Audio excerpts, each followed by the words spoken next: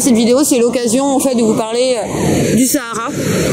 On entend plein de trucs en fait qui dit sur le Sahara. Et nous, quand on est arrivé au Maroc, d'ailleurs, le seul moment où j'ai eu un pincement au cœur, ça a été.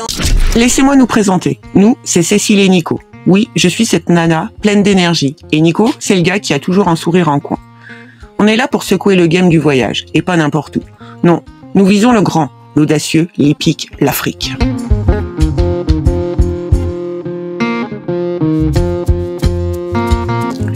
C'est le début d'un voyage palpitant, qui ne fait que commencer. On ne sait pas où Max nous emmènera, mais une chose est sûre, on réalise notre rêve. On commence cette nouvelle vidéo de l'année, déjà en vous souhaitant une bonne et heureuse année 2024.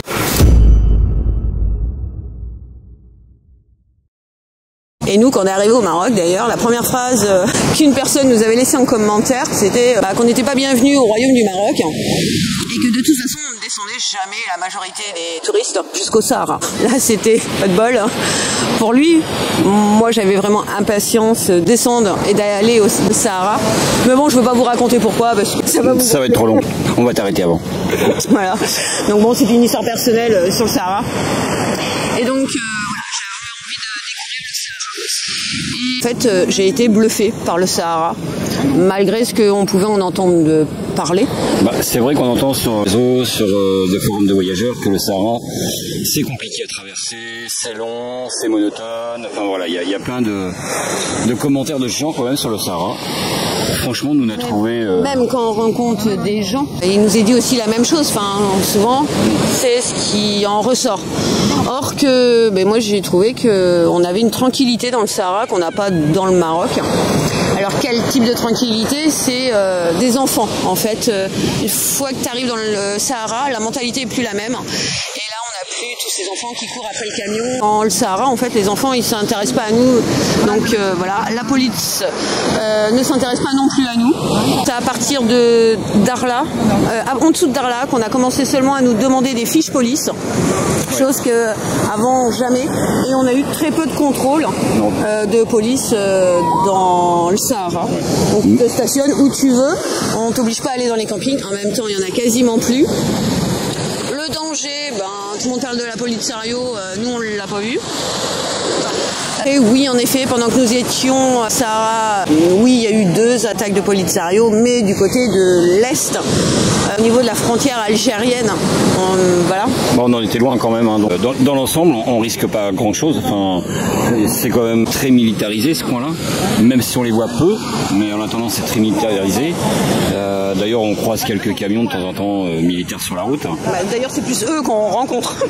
D'ailleurs, on rencontre plus de camions militaires que de voyageurs, d'ailleurs. Ou même de locaux. Oui. Non.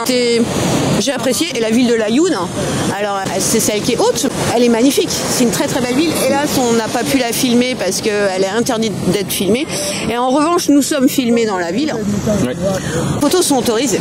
Oui. Sécurité, ils ont un service de sécurité en fait en ville.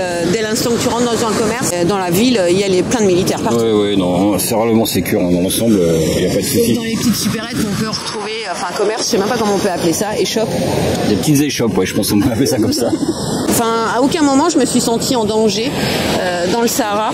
Le seul moment où j'ai eu un pincement au cœur, ça a été en dessous de Dakhla, mais plus parce que j'ai appris qu'il y avait une Française d'une quarantaine d'années qui était décédée l'année dernière à cet endroit-là parce qu'elle avait subi une attaque des morsures de chiens errants. Alors par contre, voilà, ça c'est l'inconvénient quand même, c'est quand même il y a énormément de chiens errants. Pas plus qu'au Maroc. Pas plus qu'au Maroc, mais c'est la même chose qu'au Maroc en fait. Hein. Mais c'est quand même, que ce soit le Maroc dans l'ensemble, il faut quand même faire très attention à ces chiens errants qui peuvent attaquer surtout la nuit en meute. Voilà. Et donc oui, j'ai trouvé en fait plus agréable le Sahara. Après oui, en effet, il faut s'y prendre à l'avance, dans le sens où on doit malgré tout gérer, anticiper ses besoins. Ça va, c'est correct. Alors ses besoins, c'est ses besoins alimentaires, ses besoins en eau, et parce que arriver dans cette zone-là, il est un peu plus difficile d'avoir de l'eau à disposition. Et même si on en peut en avoir, ils vont nous limiter dans la quantité qu'ils vont nous donner. mais en même temps ça nous prépare à la Mauritanie, hein. C'est simplement une préparation tranquille pour la suite. De toute façon, toute cette descente du Maroc en fait, hein, qui est une transition en fait entre le haut et le bas du Maroc, ça fait vraiment une transition qui te prépare en fait à vivre l'arrivée en Mauritanie. Oui. Parce que oui, en effet, tu vas avoir facilement 300 à 400 km de désert et pour passer de ville en ville en fait. Oui, il y a beaucoup. La distance est à peu près de 300. Il y a beaucoup moins de moins en moins de villes en fait au fur et à mesure que tu descends le Sahara. Du coup, trouver de l'eau c'est de plus en plus compliqué, mais on arrive quand même à en trouver dans des quantités très limitées. Donc en général, ils vont nous donner à peu près 50 litres d'eau. Alors quand on est chez soi, on se dit 50 litres d'eau, ça va, c'est correct. Mais quand on y réfléchit, une douche par personne, on va consommer à peu près entre 30 à 50, 60 litres d'eau pour une personne pour une douche. Donc quand on te donne 50 litres d'eau et que nous on est déjà 3 dans le camion, voilà. Ça vient de suite, ça limite de suite les choses. Mais... Après, il y a aussi, plus on descend, plus la qualité de l'eau peut être altérée, enfin, parce qu'on est quand même relativement en bord de mer. Donc, même si c'est de l'eau qui est prise dans un camping ou dans un magasin, par exemple, ils ont quand même une eau très saline dans le son. Mais après aussi c'est pareil, mais après, comme je dis, ça nous prépare à la Mauritanie parce que ils peuvent aller chercher l'eau à une profondeur dans les puits qui est plus ou moins différente, mais il y a aussi la possibilité que ça soit l'eau qui soit importée par des cuves. Et donc cette eau qui est apportée par des cuves pour remplir notre cuve, il y a des risques qu'elle ne soit pas hyper potable pour notre santé. Donc quand tu prends une douche, faut y faire très attention de ne pas boire l'eau de la douche et penser à pas se laver les dents avec cette eau. Voilà, c'est des mesures minimum de sanitaire, sécurité pour soi, pour éviter de finir avec un gros mal de ventre et une fièvre. Voilà. Pas tourista quoi. C'est ça. Après, je vois comme sur Darla, il y a des restaurants. Il y a une Française qui s'est décidée de manger une salade niçoise. Elle a été hyper malade avec sa salade niçoise. En descendant sur le Maroc, ça nous est arrivé de faire des restos, de manger des brochettes. Nous, on a eu la chance de ne jamais être malade. Il y a un Français, lui, il a été malade suite à des brochettes. Il mangeait comme ça au bord de la route. Après, en général, souvent il est dit que dans les restos, c'est pas cher. Les tagines, ça représente à peu près 6 € par personne. Concrètement, dans une tagine, tu as principalement des pommes de terre, de la courgette et de la carotte. Après, un peu de viande. Une fois que tu arrives dans le Sahara, par contre, tu oublies le bœuf.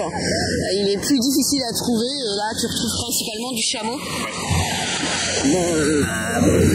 Plus difficile à trouver le bœuf, mais avec acharnement, si tu prends le temps, toute la journée, tu peux en trouver. Bon, après le poulet, on arrive à trouver facilement, que ce soit dans le haut, dans le bas, même dans le Sahara. Il est frais, il est élevé juste à côté de son bureau. Voilà. Et dans des conditions peut-être plus sympathiques d'ailleurs pour lui, parce qu'il a plus d'espace pour... que dans certains endroits... Oui, tout à fait. Oui, il a de l'espace, il peut gambader légèrement. Mais non, il y a plus d'espace, ils ne sont pas dans des cages. Voilà. Oui, voilà. Ils ne sont pas dans des cages. Après, au moins, tu sais que le poulet sera frais. Il n'y a pas de souci. Il vient de le tuer, il va être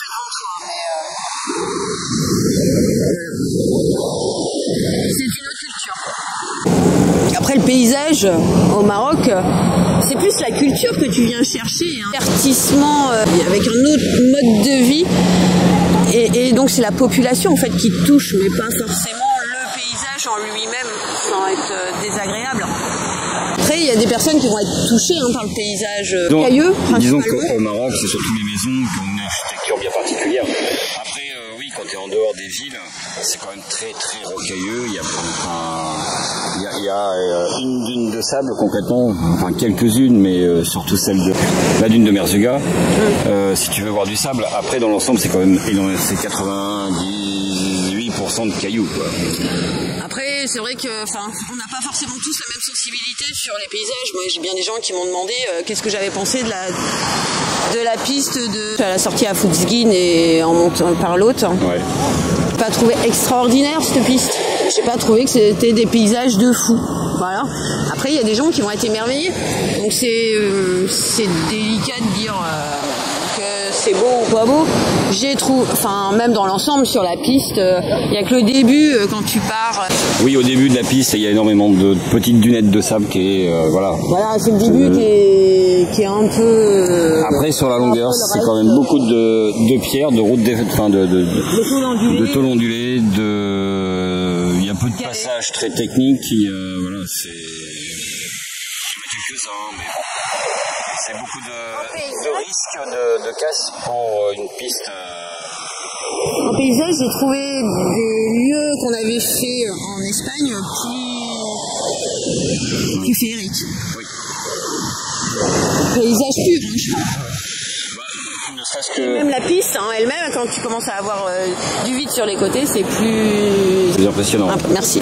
Mais après, tu vois, il y a une toute petite piste où t'as pas très long de piste, mais qui était très jolie. C'était quand on était parti au Xar. Ah oui, alors j'ai peut-être trouvé que de Guelmine, mais à côté de ça, on n'a pas été des pros de l'organisation, parce que en principe, quand tu pars sur les pistes comme ça, tu dois te signaler au niveau des autorités.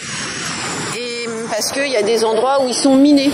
Et ça, dans toute la région de Guelmine et de la plage Blanche. Donc voilà, c'est... Nous, on a oublié. Et puis dont une, en fait, on ne savait pas non plus qu'on allait finir sur une piste. Bon, l'autre, si, on le savait. Mais que j'ai trouvé génial, tout au long des kilomètres, quand même, c'est que, quoi qu'il arrive, t'arrives toujours à trouver quelqu'un qui sait par où t'es passé. Et ça, c'est incroyable, quoi. T'es à Guelmine. À Guelmine, non, quand on était au Xar, ils savaient qu'on venait de Guelmine. Quand on s'est retrouvé à Darla, ils savaient qu'on venait de Tatane. C'est vrai qu'à chaque fois, les gens arrivent en fait à savoir en disant, bah tiens, toi, je t'ai vu, t'étais à Zagora. Ah bon, d'accord. Ok. Ouais, mais ils sont plus, en fait, ça c'est le bouche-oreille du camion énorme. Oui, il se repère vite. Chocs, ouais. Du coup, on se repère hyper vite. Je me souviens de Nico sur un parking, parce que bon, du coup, quand tu es sur le Maroc par rapport au Sahara, c'est majoritairement les lieux, même sur les parkings, tu vas payer quelqu'un en fait pour voilà, et qui va garder en même temps ton camion. Et donc Nico, un jour, excellent. Donc je dis à Nico, attends, je descends du camion pour t'aider à te garer. Il me dit, mais non, c'est bon, regarde, il y a le gardien derrière, tout va bien aussi. Ça, lui, il en a rien à foutre. Concrètement, il veut que tu te gares, il veut gagner ses 10-20 dirhams, mais c'est tout, quoi. Non, c'est bon. Et en fait, bah non, c'est pas bon, quoi. Nous, on a une hauteur de camion, lui, tant que tu dépasses pas d'un côté pour empiéter sur les autres emplacements, voilà, c'était sa seule préoccupation. Le reste, que t'as une branche qui tape dans ta vitre arrière de ton camion, il en a rien à péter et il s'en fout de ton camion. J'avais raison. Une chance, la vitre n'a pas pété. Ah ben oui, parce que là on aurait été mal. Trouver une vitre de bus, non, ça aurait pas été simple. Une poil de la même taille. Donc bref, évitez de faire confiance facilement. Voilà, c'est la conclusion que j'en ai de notre mésaventure qui aurait pu finir plus dramatiquement. Ouais. Ah oui, depuis le début aussi, c'est au niveau de l'alcool. L'alcool, le grand sujet d'alcool, où bien des gens, le nombre de personnes qui ont pu nous dire que oh Maroc, c'est facile de trouver l'alcool. Moi j'ai trouvé le truc vraiment hyper facile. Alors le nombre de gens qui te disent oui, dans les marjagnes, il y en a partout. Archi faux, ça fait plus de 15 ans que ça a arrêté, quoi. Ils en vendent plus depuis 15 ans. Alors oui, il y a 15 ans dans les marjanes, les marjanes c'est les grandes surfaces du Maroc, il y en a quelques-unes, quelques-uns, des magasins comme ça. Pas partout d'ailleurs, c'est plus dans les grandes villes du Maroc. Il y a 15 ans, il y avait un coin dans le marjane qui était un peu écarté en fait, un peu réservé pour la vente d'alcool. Aujourd'hui, il y a 15 ans que c'est arrêté. Voilà. Donc, ceux qui vous disent que oui, de l'alcool on trouve dans les marjanes, c'est fini depuis 15 ans. Après, je reviens sur les enfants au Maroc. Voilà, c'est peut-être la seule nuisance en effet que tu peux vraiment en fait avoir, attachante et adorable. Et ils sont toujours en train de te dire bienvenue, ça va. Ils sont toujours prêts à te rendre service et à t'aider pour le moindre truc. Enfin,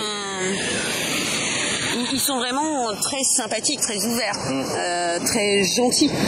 Il n'y a que les enfants qui peuvent en effet t'insulter, te faire des doigts d'honneur, des bras d'honneur et des cailloux, mais voilà. Ouais, c'est principalement les enfants, les ados qui voient pas les Français d'un très bon œil. Mais ça disparaît. Une fois arrivé dans le Sahara, voilà. Tu n'as plus ce côté en fait de gueule d'étrangers français et tout le temps te demander quelque chose. T'as plus ces personnes à faire la manche. Même si attention, je peux comprendre que la situation au Maroc est compliquée. Ils s'attendaient là, il y a eu le séisme. Du coup, ils ont eu moins de tourisme que prévu. C'est un pays qui a 37 millions d'habitants. Au final, il y en a un tiers qui sont clairement en situation de pauvreté. Du coup, l'État va les aider en leur donnant une allocation de 500 dirhams à toute cette population.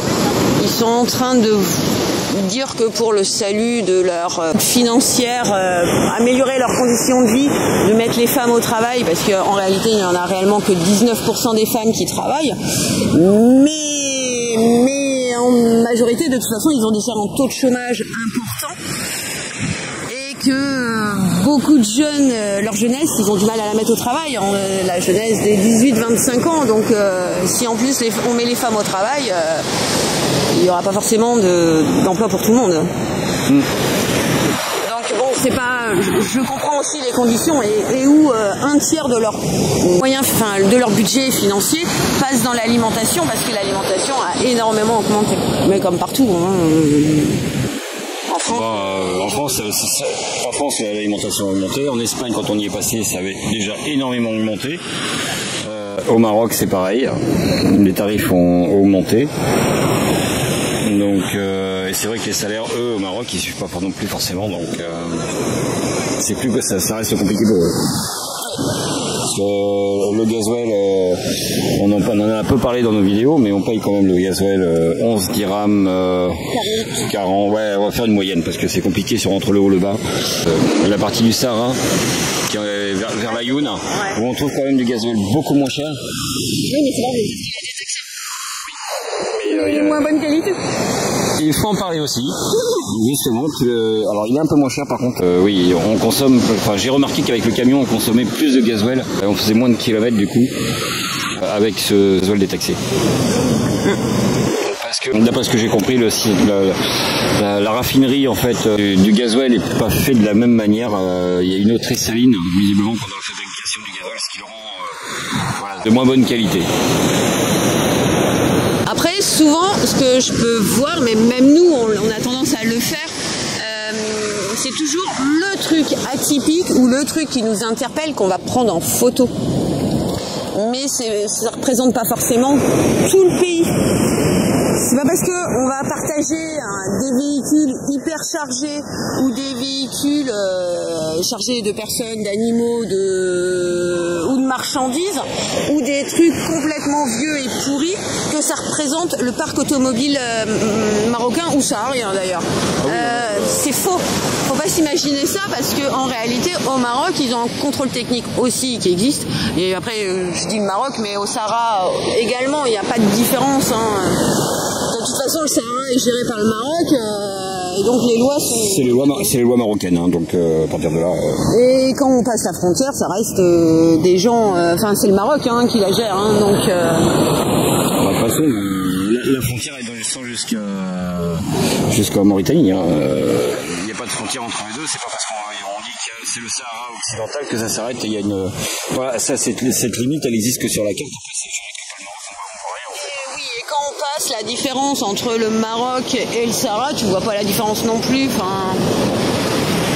Et même dans les villes, tu vois pas la différence non plus. Hormis la ville de l'Aïoun, mais c'est une belle grande ville, ça n'a rien à voir. Pourtant, elle est au milieu. L'Aïoun, c'est quand même... Non, ça va pas. L'Aïoun est quand même une ville qui se situe à peu près au milieu du Sahara. franchement, c'est une ville qui est magnifique, qui est très moderne. C'est vrai, hein, même il y a des places, il y a des palmiers, il y a des... Non, c'est une très belle ville. Je reviens sur donc ce parc de voitures et tu parles de l'Aïoun et de la police. J'ai envie de dire plein de choses en fait, je pars dans tous les sens. Et donc le parc de voitures, dans l'ensemble, ils ont de très bonnes voitures en très bon état. Et souvent les espèces de pick-up, ils ont énormément de 4x4, de pick-up, enfin, ils ont pas de la petite bagnole. Alors oui, ça existe, c'est des espèces de tuk-tuk sans permis, mais en général, c'est dans les villes. Hein. Et des ânes, etc. en calèche, on en trouve quand même peu. On en voit. On en voit, mais on en trouve peu quand même. Ça, c'est l'image qu'il y a. Du côté Atlas que du côté Atlantique. Après, pareil, les voitures, c'est océan. Quand tu te promènes sur le côté de la Lune, là-bas, sur la plage et tout ça, c'est vrai qu'il y a une air en fait très saline. Oui. Et donc c'est vrai que les voitures rouillent très vite en fait.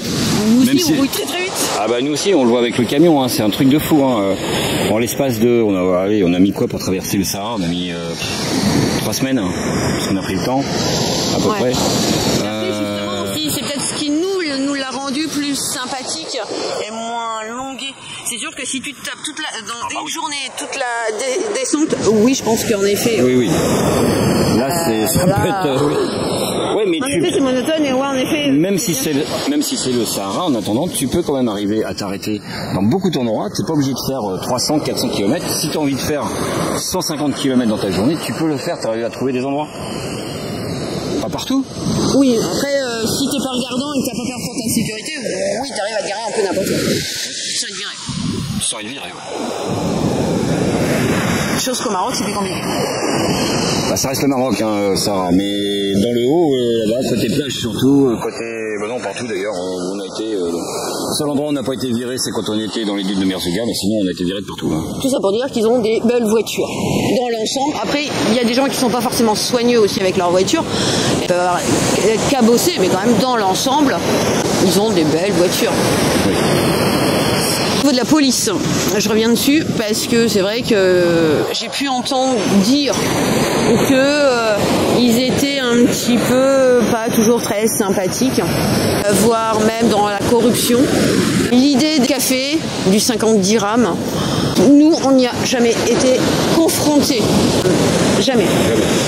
Ils nous ont jamais fait ça. Ils ont toujours été très respectueux, très corrects, très... voilà. Après, ils t'arrêtent, ils font leur boulot. Après, est-ce qu'ils sont comme ça, principalement, et pas avec nous en tant qu'étrangers? Je sais pas. Nous, on n'a rien à dire. Non, l'avantage quand tu es touriste quand même au Maroc, je sais pas comment on pourrait appeler ça, des checkpoints, il y a pas mal de contrôles à l'entrée des villes. Oui, il y a beaucoup de contrôles. Nous, en tant que touristes, en fait, ils nous laissent facilement passer, ils nous contrôlent peu. Mais ces contrôles, en fait, c'est simple, hein, tu as des panneaux. Soit c'est marqué ralentir, soit c'est marqué stop. Ou halt, ça dépend. Et là, faut attendre, en fait, qu'ils te fassent signe de passer. C'est tout. Nous, en tant qu'étrangers, à chaque fois, ils nous ont fait signe de passer sans même qu'on s'arrête. Sauf à partir du Sahara, où là, dans la majorité des cas, ils se sont arrêtés pour nous contrôler. Oui. Contrôler nos passeports, et plus bas, après, ils nous réclamaient des fiches police. Ouais, c'est le seul endroit. Mais bon, ça reste pareil, hein. Tu t'arrêtes, tu donnes tes fiches police et tu repars, quoi. Il n'y a rien de... C'est plus en bas. Parce que sinon, encore en haut, oui, c'est les passeports qui nous vérifient.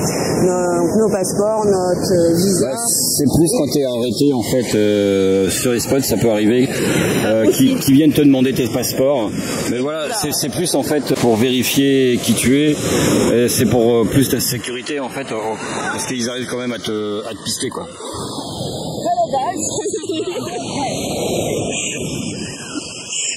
Sahara, en revanche, il y a un vent de fou. Ah ouais, là par contre, ouais. D'ailleurs, on a fait une vidéo sur le camion d'expédition à moins de 30 000. On te mettra là-haut. Le son était pas terrible dedans parce que justement il y a un vent de dingue. Mais bon. On a les vagues. Là on a les vagues. Donc si vous entendez pas, on est encore désolé. Choisis peut-être pas les bons endroits pour filmer en fait. On aurait pu être au pied du camion. Mais après, je pense qu'au pied du camion, t'entends tout pareil, les vagues. Et encore là, elle est calme. Hein. Ah, cette nuit, elle était bien attaquée quand même. Hein, ouais. Elle faisait des vagues de fou. Hein. Genre, bon, après, moi, ça me dérange pas pour dormir. J'aime bien. Ça me berce. Ah, mais moi aussi. Hein. Ouais, j'étais content quand on était au Maroc de retrouver la mer. Ça m'a manqué. Oui, mais nous, c'est parce qu'on est clairement des adeptes de la mer. Ouais. Et tous les deux. Pour une fois qu'on est d'accord sur un truc. Bah d'accord. Heureusement qu'on était d'accord pour partir en voyage quand même. C'est mieux. Ils ont plein de chevaux. Ouais. Ça change de là, non?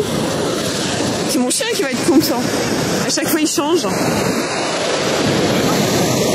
J'ai pu entendre des fois des conseils sur le Darla. Et en fait, de s'arrêter à Darla impérativement, justement pour trouver des gens pour descendre la suite du Sahara et passer les frontières. Comptez pas dessus. Voilà. J'ai envie de vous dire, vous comptez pas dessus. À moins que tu t'arrêtes au kilomètre 25, parce que tout le monde parle du kilomètre 25, tout le monde connaît le kilomètre 25. Nous, on n'y est pas allé parce que il y a dans l'ensemble. Trop de monde, c'est vraiment un gros parking avec plein de véhicules aménagés. Ouais, et puis dans l'ensemble, peu passent la frontière jusqu'en Mauritanie. Ils restent au 8 km 25, ils ne sont pas plus. Ils y restent, oui, 3 mois, 6 mois. C'est des gens principalement pour pêcher ou des surfeurs. Le tuyau, je ne l'ai pas trouvé extraordinaire. Bon, après, je cherchais personne. On avait réussi déjà à descendre jusque-là de façon nickel. Hein, sans souci. On a descendu donc, tout le reste. Et on a descendu tout le reste, y compris la frontière, tout seul. Et on est toujours là pour en parler, donc c'est bon. Ouais, donc il n'y a pas besoin de passer cette frontière à 15, pas la peine. Ça se fait très bien. Alors ça fera le très bien, entre guillemets. Mais ça fera partie d'une prochaine vidéo sur le passage de la frontière Maroc-Mauritanie. Oui, mais c'est pour d'autres soucis. Ah, mais rien à voir, oui. Mais c'est pas pour des problèmes de sécurité. Ah, non. Ça n'a rien à voir. Enfin, c'est juste la galère administrative. Au niveau sécurité, tu peux la passer tout seul sans problème. Il n'y a rien à... Là, vraiment... Donc même si tu as 10 véhicules, ça va pas changer grand-chose. Enfin, les exigences de passage de douane resteront les mêmes. Tout à fait. Ça te fera peut-être de la compagnie éventuellement dans la file d'attente. Hein. Non, mais ça, faut en parler la prochaine fois. Ça se dit tout maintenant, c'est pas possible. On garde un peu de suspense.